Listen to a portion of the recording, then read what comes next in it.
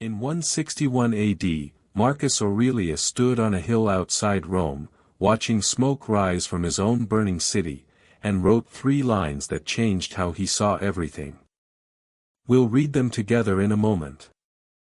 You've felt it too. That suffocating closeness to your problems. The email that won't leave your mind.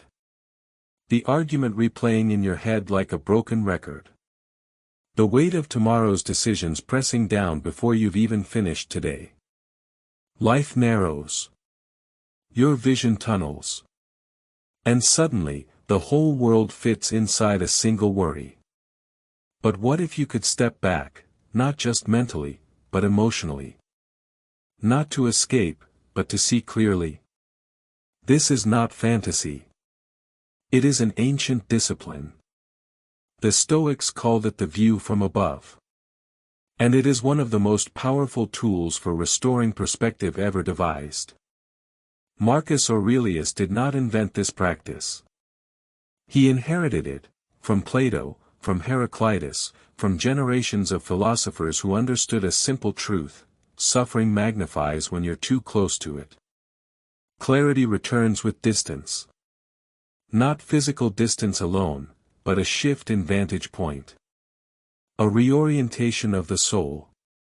On that hill outside Rome, plague was spreading. Barbarian armies gathered at the frontier. His co-emperor had just died. And within the city walls, fires raged, some accidental, some set by panic. Yet in his journal, later known as Meditations, he wrote, "All that you see will soon perish, those who witness its passing will perish too. And the survivor, who is he? A man of no great consequence. Harsh. Perhaps. But not cruel. Honest. He wasn't denying pain. He was placing it in context. Like holding a single grain of sand up to the desert. This is the heart of the view from above, not detachment from life, but detachment from the illusion that your current crisis is the center of the universe. Let's be clear. This isn't about minimizing your feelings. Stoicism never asks you to suppress emotion. It asks you to examine it. To ask, is this thought serving truth, or fear? The view from above doesn't erase your struggle. It reveals its scale. Imagine standing ankle-deep in a river. The current tugs at you.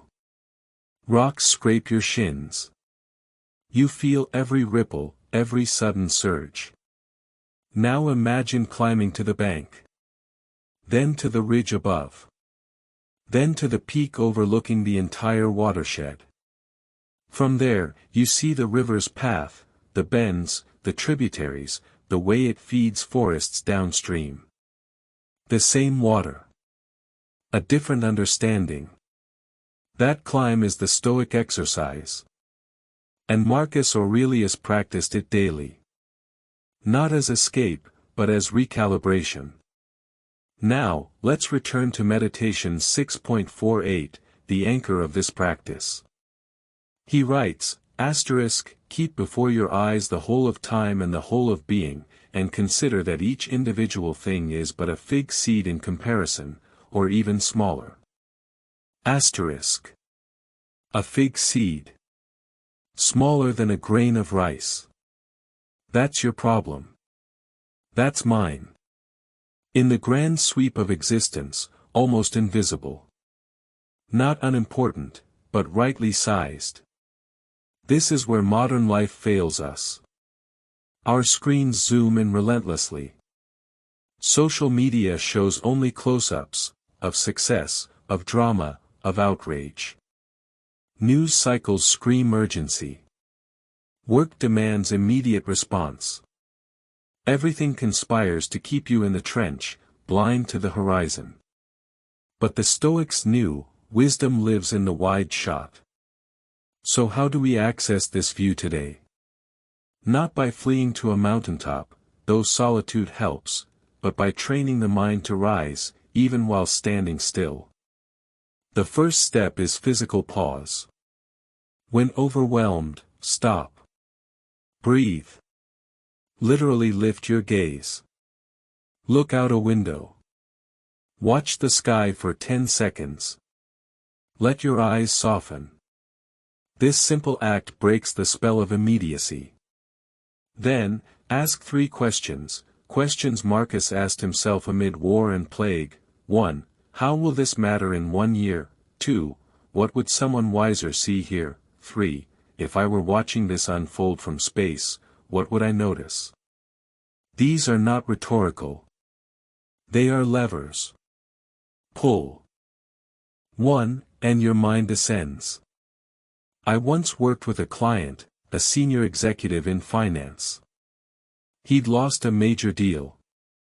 Felt humiliated. Couldn't sleep.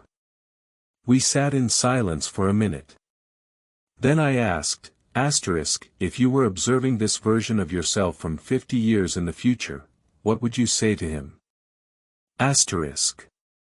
He paused. Then whispered, I'd tell him it's just one thread in a much larger tapestry. That's the view from above. Not cold indifference. Compassionate perspective. Now, let's address a common mistake. Some think this practice breeds apathy. If nothing matters, why try? But that's a misunderstanding. The Stoics didn't say nothing matters. They said only virtue matters: courage, justice, self-control, wisdom. Everything else is material for practicing those virtues. Your job loss.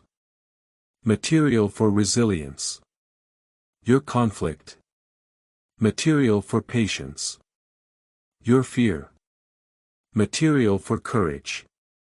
The view from above doesn't shrink your life, it clarifies your purpose within it. Consider Seneca. Exiled to Corsica by Emperor Claudius. Stripped of status, wealth, home. Yet in his letters, he writes, I have lost nothing. All that was mine remains, my choices, my character, my reason. He didn't deny exile's pain. But he refused to let it define reality. From above, he saw, exile is temporary. Integrity is eternal. This is the shift. Not, this isn't bad, but this is part of a larger pattern I can navigate with dignity. Now, let's bring this into your week. Here is a simple exercise, 5 minutes a day for 7 days. Call it the ascent. Step 1, sit quietly. Close your eyes. Step 2, imagine rising slowly, above your room, your building, your neighborhood. Step 3, rise above your city. See its lights, its roads, its movement. Step 4, rise above your country. Then your continent. Step 5, finally, see Earth, blue, fragile, turning in silent space. Now, from that height, gently bring your current worry into view. Don't judge it. Just observe it, like a geologist observing a crack in stone. Notice its size. Its place in the whole. Do this daily. Not to escape, but to return wiser. You might wonder, does this really change anything? Yes. Because perception shapes action. When you see your stress as a tiny ripple in an ocean of time, you stop thrashing. You conserve energy. You choose response over reaction. Marcus Aurelius governed an empire during constant crisis. He didn't collapse because he kept returning to the hill, not physically, but mentally. Every morning, he ascended. And so can you. Another mistake, waiting for crisis to practice. The view from above is not emergency medicine. It's daily hygiene, like brushing your teeth. Do it when things are calm, so it's ready when chaos comes. Try this now. Think of something minor bothering you, a delayed delivery, a rude comment, a cluttered inbox. Now, imagine explaining it to an astronaut orbiting Earth. Would they understand its urgency? Or would they smile gently and say, "From here, it's barely visible"? Not to shame you, but to free you. Let's return to that hill outside Rome. Marcus watched his city burn. But he also saw stars above the smoke.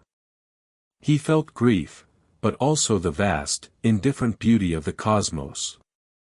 And in that tension, he found balance. Not numbness. Equilibrium. That's what we're after. Not to float away from life, but to stand firmly within it, without being crushed by its weight. Modern psychology confirms this.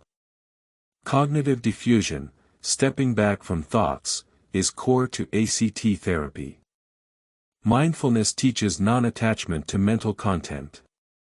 Even neuroscience shows that adopting a third-person perspective reduces amygdala activation. The ancients didn't have fMRI machines. They had observation. And they saw clearly, the mind that can rise above itself is the mind that can endure anything. Now, a word about loneliness.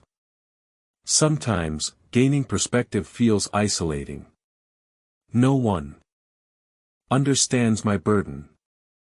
But the view from above reveals a deeper truth: everyone is carrying something. The CEO. The barista. The stranger on the metro. Each has their own fire, their own smoke. From above, you see not separation, but shared humanity. Marcus wrote, *, "We were born for cooperation, like feet, like hands." * Perspective doesn't isolate. It connects, through humility. Which brings us to the final layer. The view from above isn't just spatial, it's temporal. It includes time. Ask, how many people have stood where I stand, feeling exactly this? Millions. Across centuries.